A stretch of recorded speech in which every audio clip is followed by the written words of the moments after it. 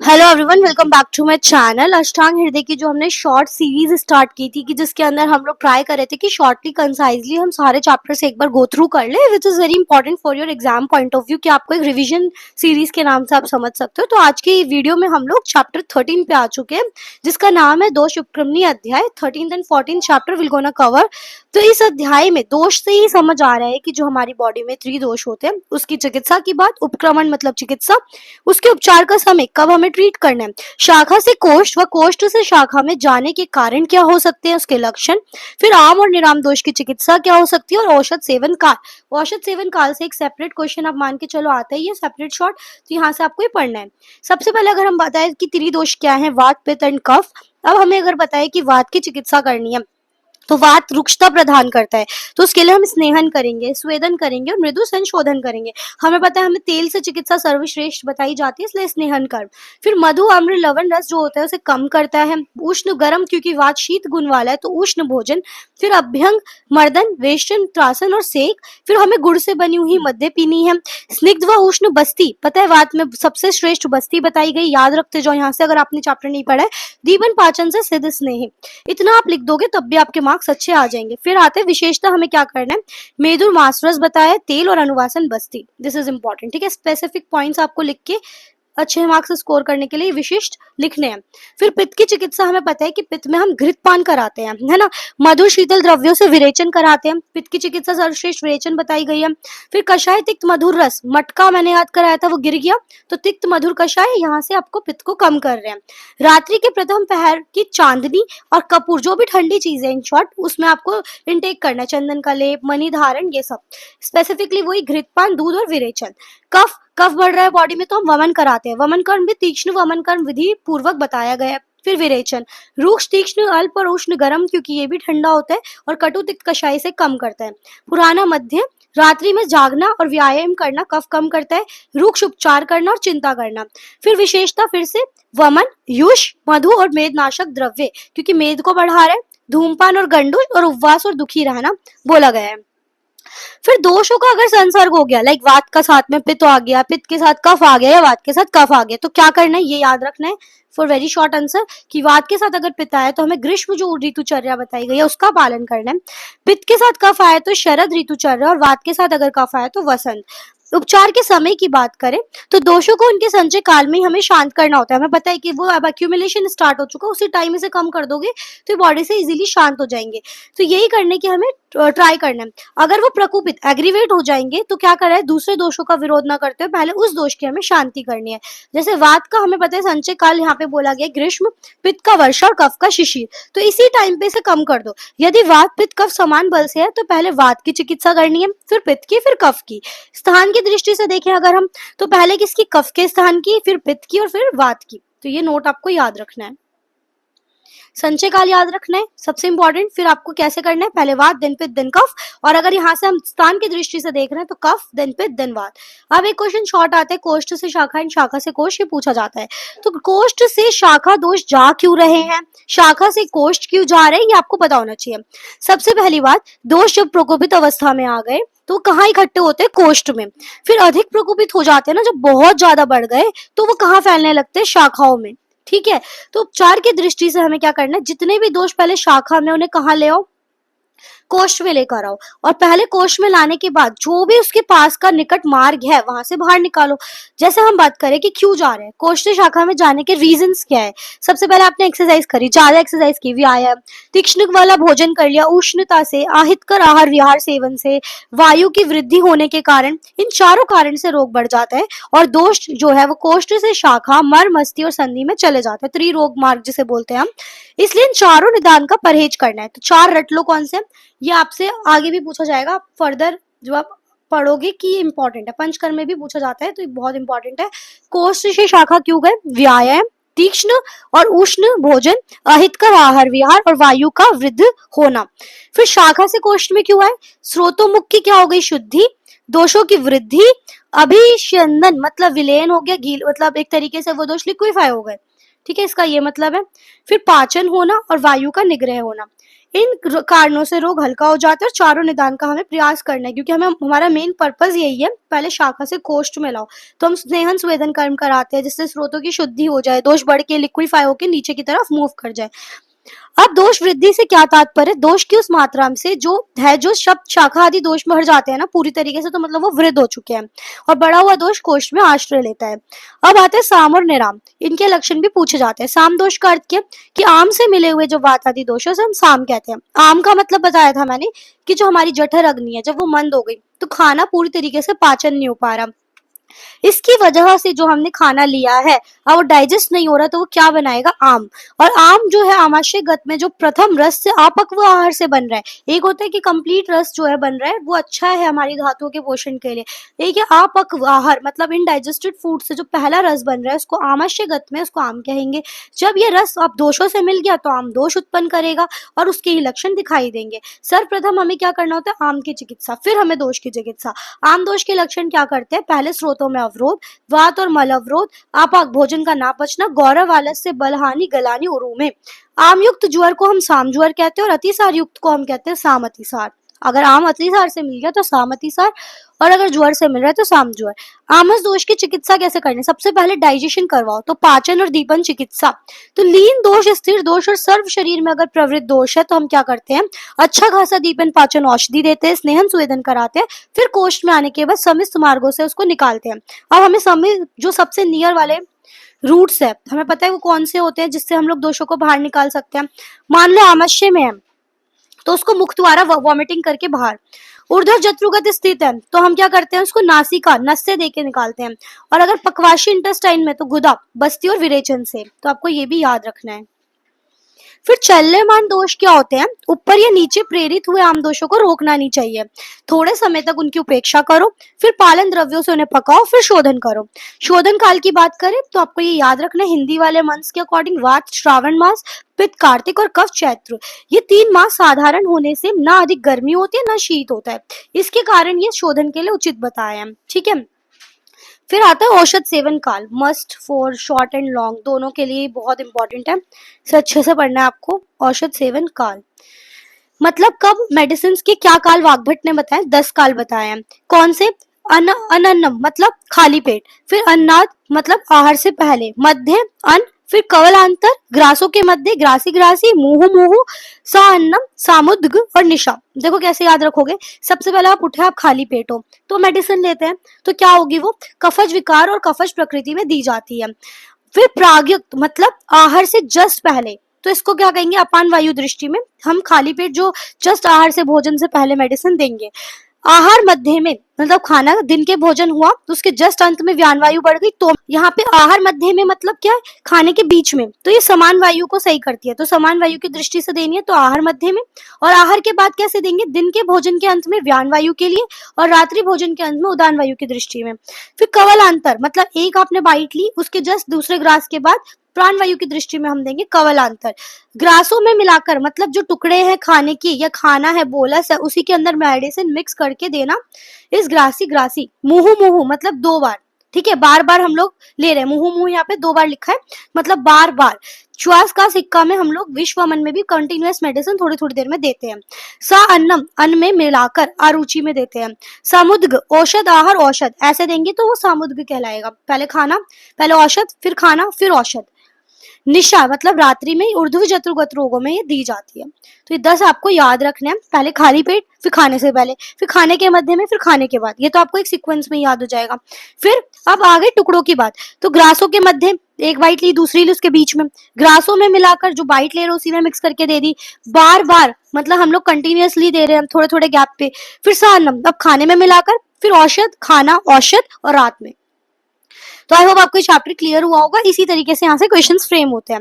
Now आज की video का सेकंड चैप्टर इज चतुर्दश अध्याय, दैट इज द्विविध उपक्रम मतलब द्विविध मतलब 2, और 2 टाइप्स ऑफ चिकित्सा क्या बताई गई है वो हम इस चैप्टर में पढ़ेंगे। सबसे पहले तो आपको देखो कुछ याद आया ना, इस चैप्टर से आपको बताना चाहिए संतर्पण एंड अपतर्पण, ये 2 चिकित्सा बताएंगे। कुछ भी बताना हो ना अगर और आप एग्जाम देने जा रहे हो तो जो चैप्टर्स आ रहे हैं उसको आपको पहले उसका इंडेक्स याद होना चाहिए, क्योंकि वाइवा में आपसे इंडेक्स से ही क्वेश्चन पूछ लेते हैं कि चलो चैप्टर नंबर 14 कौन सा है यही बता दो, या आप पूरे अष्टांग के चैप्टर्स के नाम बता दो जितने आ रहे हैं एग्जाम में, तो उतनी चीजें, और फिर आपको नाम से चीजें पता होनी चाहिए। द्विविध उपक्रम मतलब 2 टाइप्स ऑफ चिकित्सा, तो संतर्पण एंड अपतर्पण। उपचार के भेद, 2 प्रकार के रोगी होते हैं, एक तो मोटा, स्थूल, और एक कृश।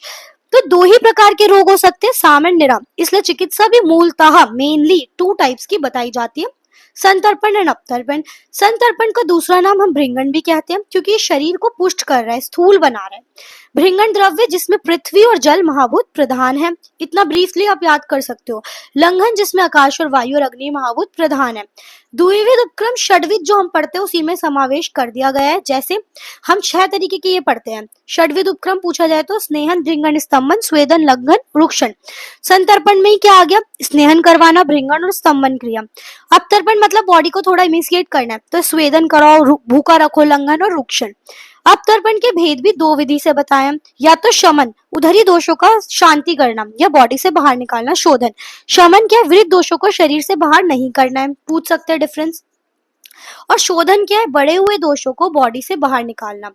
समान दोषों का उत्क्लेशन, जो दोष मान लो वात बढ़ा उसको बढ़ने ना दो, और बढ़ाना नहीं है। और समान दोषों को अगर हम बढ़ा रहे हैं जिससे वो इजीली बाहर आ जाए तो वो शोधन है। विषम दोषों को सम बनाना, जो इम्बैलेंस स्टेट है उसको इक्विलिब्रियम में लाना। यहाँ पे कितने भेद बताए गए हैं? 5। और यहाँ कितने बताए गए आपके? 7 टाइप्स बताए गए, जैसे पाचन, दीपन, भूख, प्यास, वायु, फिर उसके बाद आप दीपन, पाचन, भूख, प्यास, वायु, धूप और व्यायाम, ये 7 टाइप्स। और 5 के वमन, विरेचन, नस्य, रक्त मोक्षण एंड बस्ती, ये भेद बताए गए शोधन के। भृंगण ही संतर्पण होता है। अपतर्पण और संतर्पण में इस चैप्टर से मेनली डिफरेंस ही पूछा जाता है। मस्ट आप इतना भी पढ़ के चले जाओगे इसमें से तो आपके काफी क्वेश्चन अटेम्प्ट हो जाएंगे। संतर्पण वायु अथवा पित्तयुक्त वायु का शमन करता है। भृंगण क्या कर रहा है? वायु और पित्तयुक्त वायु का शमन कर रहा है। यहाँ वायु को ये बढ़ा रहा है क्योंकि हम भूखे रह रहे हैं, रुक्षता आ रही है बॉडी में। सदैव शरीर में शमन कर्म कर रहा है भृंगण, और शोधन कौन कर रहा है? लंघन। योग्य रोगी की बात करें, जो शोक है, कृश है, या फिर क्या उरा शतोरक है, वातज प्रकृति वाले हैं, गर्भिणी है, प्रसूता है और बालक है, इन्हें क्या जरूरत है? संतर्पण की। इनको पुष्ट रखना है ना हमें। कोई पतला व्यक्ति अच्छा खाना खिलाओ, ठीक है। किसी को उरा शतोरा अच्छी डाइट दो। और अगर मान लो उल्टा है, अति स्निग्ध भोजन करने वाले, आम रोगी है, डायबिटिक है, ज्वर है, कुष्ठ है, उरुस्तंभ है, विद्रिधि, विसर, प्लीहा, स्प्लीनोमेगैली है, इन सब से रिलेटेड रोगी में अपतर्पण कराओ। फिर योग्य ऋतु की बात करें, स्वस्थ व्यक्ति को सदैव ग्रीष्म ऋतु में भृंगण कराओ, दिस इज इंपॉर्टेंट। और यहाँ पे सदैव शिशिर ऋतु में लंघन कराओ। फिर भृंगण के लक्षण क्या? बल और पुष्टि देगा। यहाँ पे क्या? इंद्रियों को विमल बनाएगा। मल प्रवृत्ति, लघु, लाइटनेस लाता है बॉडी में। रुचि, भूख, प्यास एक साथ लगेगी। हृदय उद्गार, ये सब कुछ अच्छा करेगा। भृंगण द्रव्य याद रखो, मांस, दूध, घी, चीनी, मधुर, जो भी फैट बढ़ा रहे हैं ना वो सब कुछ। गौदुग्ध श्रेष्ठ बताया गया है। और यहाँ पे लंघन द्रव्य कुलथ, जो रुक्षता ला रहे, जो मूंग, वात बढ़ाते हैं ये सब। तक्र, शरबत, मस्तु, ये सब कुछ। रात में जागना वात बढ़ाएगा। चिंता करना, साथ साथ में शोधन कर्म करना, ये सब कुछ यहाँ पे श्रेष्ठ बताया गया है। अति योग से होने वाले रोग, ज्यादा करवा दिया अगर संतर्पण तो फिर इधर क्या हो जाएगा? डायबिटीज, ज्वर, कुष्ठ, अपची, आम रोग। और यहाँ क्या हो जाएगा? प्लीहा वृद्धि, भ्रम, तृष्णा, प्रलाप, अरुचि, ओज, निद्रा, इनका नाश, ये सब कुछ आपको याद रखना है।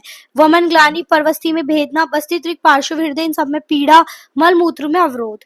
अति योग में क्या चिकित्सा देंगे अब हम लोग? बढ़ गया कफ अंदर बॉडी में, मेद बढ़ गया तो मेद, कफ, वातनाशक चिकित्सा।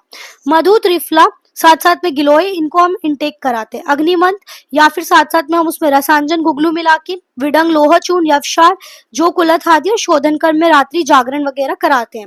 यहाँ क्या कराएंगे? चिंता शोक मत करो, अच्छी नींद लो, नित्य संतर्पण वाला आहार देंगे। मधुर स्नग्ध द्रव्य जो हमें यहाँ देने थे ऊपर वो इधर देंगे, ठीक है। तो इस तरीके से कंप्लीट होता है भृंगण। और लंघन क्या है? अब लंघन के 5 हमने जो टाइप्स पढ़े वो सब पढ़ने हैं लंघन के विषय में। 5 तरीके की शोधन और जो 7 शमन चीजें बताइए वो क्या है? संशोधन से लंघन योग्य क्या क्या है? जो स्थूल व्यक्ति है, कफ वाला है, पित्त बल की अधिकता में हमें करवाना होता है शोधन। इसमें आम, ज्वर, अतिसार, वमन, विबंध, इन सब में हमें जब भारीपन फील हो रहा है बॉडी से ही दोषों को बाहर निकालना है। शमन क्या था? जब भूख प्यास रोककर लंघन योग्य बताए गए, जिसमें हमें व्यायाम, आतप वगैरह कब कराना है ये यहाँ पे रीजन दे रखे हैं। कफ पित्ताशय में देना है, दृढ़ शरीर वालों को देना है, अतिसार वमन में जो विबंध दिख रहा है, ये सब रीजंस में हमें देना है।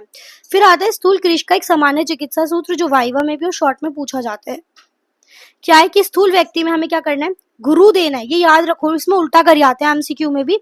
स्थूल व्यक्ति में हमें गुरु देना है, लेकिन कैसा देना है, जो अपतर्पण द्रव्य हो वो देना है। और कृष व्यक्ति में खाना लाइट देना है, लेकिन साथ में वो न्यूट्रिशियस हो, संतर्पण वालो, क्योंकि स्थूल व्यक्ति में हम हैवी फूड देंगे ना, लेकिन वो बॉडी में जाके नरिशमेंट नहीं दे रहा, अपतर्पण कर्म कर रहा है, बट वो हैवी होगा तो देर से भूख लगेगी। और अगर पतला व्यक्ति है उसे हमें खाना लाइट देना है, जिससे कि वो इजीली डाइजेस्ट हो जाए, बट वो पुष्टि करो। कारण क्या है, अति स्थूल व्यक्ति की अग्नि अति तीव्र होगी, इसलिए गुरु भोजन देना चाहिए। ऐसा भोजन जो रूक्ष हो, शरीर की धातुओं का शोषण करे, वो देना है, जैसे मधु। तीव्र अग्नि गुरुहार को पचाती है और रुक्षता मेद और धातुओं का शोषण करती है। अति कृष में अग्नि पहली कम है, हैवी देंगे तो डाइजेस्ट नहीं करेगा, आम बन जाएगा, इसलिए वो आहार दें जो आराम से लघु गुण वाला वात को बढ़ाएगा। लेकिन सदैव संतर्पण वाला दे जो धातुओं को तृप्त करे, ठीक है, जैसे शाली चावल, हरा मांस, हिरण का मांस, ये सब, ठीक है। स्थूल और कृष में श्रेष्ठ कौन और क्यों? तो अति स्थूल में से ये क्वेश्चन पूछा ही जाता है वाइवा में भी। तो आपको याद रखना है, अति स्थूल से अति कृष्णता अच्छी बताई है। क्यों बताई है?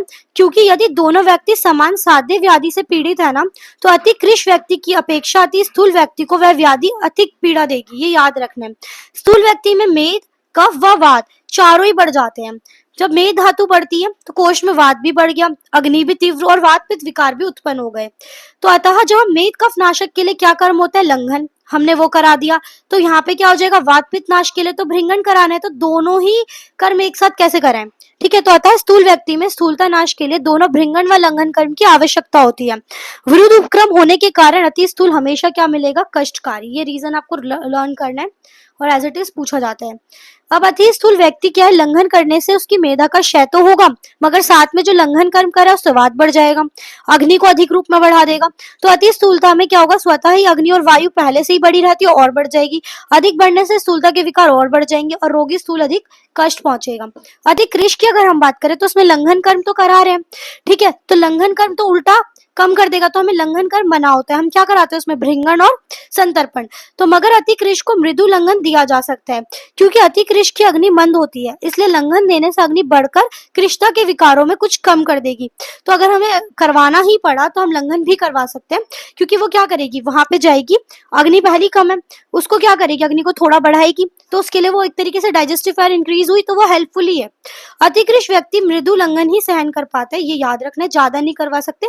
अधिक लंघन और कृष्णता उत्पन्न कर रोगों को कृष्णता की ओर ले जाएगा और ज्यादा। तो हमें बस अगर कराना भी पड़ा तो हम क्या करेंगे? मृदु लंघन। यदि दोनों में से कोई भृंगण साध्य व्याधि वाला व्यक्ति हो तो क्या करवाना है? तो अति स्थूल व्यक्ति है, वैसी वो स्थूल है, मेद भी बड़ा है, कफ भी वात भी, ठीक है, और भृंगण देना विरुद्ध उपक्रम और हानिकारक बताया गया, तो हमें इसमें मृदु भृंगण भी नहीं देना है, ठीक है, लेकिन इसको अतिकृष को तो हम लंघन दे सकते हैं। भृंगण कर्म अतिकृष में सभी प्रकार से लाभकारी बताया है। भृंगण तो मेद का अतिशय उपचय होता है, जैसे कृष्णता शीघ्र ही दूर हो जाएगी, और साथ ही अग्नि भी बढ़ गई, इसलिए आचार्य ये कहते हैं कि जिन्हें लंघन कराना हो उन्हें भृंगण कदापि ना कराएं।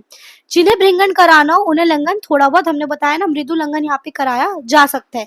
अर्थात स्थूल को भृंगण कभी नहीं देना, मगर कृष को मृदु लंघन दिया जा सकता है। स्थूलता और कृष्णता संबंधी कुछ महत्वपूर्ण बात जो बताई गई है कि चरक जी बोलते हैं स्थूलता का कारण मेद धातु की वृद्धि है, जबकि सुश्रुत जी बोलते हैं रस धातु की वृद्धि है। अति स्थूलता व अति कृष्णता दोनों में ही आचार्यों ने निंदित व्याधि किसको माना है? अति स्थूलता व अति कृष्णता दोनों को ही निंदित माना है, जो हम अष्ट निंदित पुरुष पढ़ते हैं। अति दीर्घ, अति हिर्स, अति घोर, अति कृष्ण, ये सारे अति लो मालूम, ये सब कुछ उसमें ये भी इंक्लूडेड है। तो अति स्थूल व अति कृष्ण दोनों व्यक्ति संतत व्याधि सदैव रोगी रहते हैं। अति स्थूल में जो दोष रहते हैं वो आयु का क्षय कर देते हैं, उत्साह की कमी कर देते हैं, कृष व्यावता, दुर्गंधे, श्वेत बाधा, शुद्धित मात्रा, पिपासा, ये सब कुछ करते हैं। आचार्य चरक जी अनुसार स्थूलता का एक कारण स्वभाव अर्थात अनुवंशिक भी माना गया है। अति स्थूल के लक्षण की बात करें तो मेद बढ़ेगा, मांस बढ़ेगा, स्फीग, उदर, स्तन, इन सबका हिलना, उत्साह का नाश होना। अति कृष्ण में स्फीग, उदर, ग्रीवा शुष्क सूखे हुए दिखेंगे, शरीर पर जाल दिखेगा धमनियों का, त्वचा अस्थि शेष, बस ऐसा लगेगा स्केलेटन खड़ा, पर्व स्थूल होते हैं। अति स्थूल व अति कृष्ण का सामान्य चिकित्सा सूत्र क्रमशः कर्षण भृंगण ही कराना है। तो द्विविध उपक्रम जो है वही षड्विध में हमने पढ़ लिए, यही सारे यहाँ लिखा हुआ है। ये टेबल आप याद कर लोगे तब भी काम चल जाएगा इसके क्लासिफिकेशन की। For watching this video, I hope आपको ये समझ आया होगा पूरा। यहाँ पे हमने 2 चैप्टर्स कवर करे जो एग्जाम पॉइंट ऑफ व्यू से भी बहुत इंपॉर्टेंट रहते हैं। Do like, share and subscribe for further videos.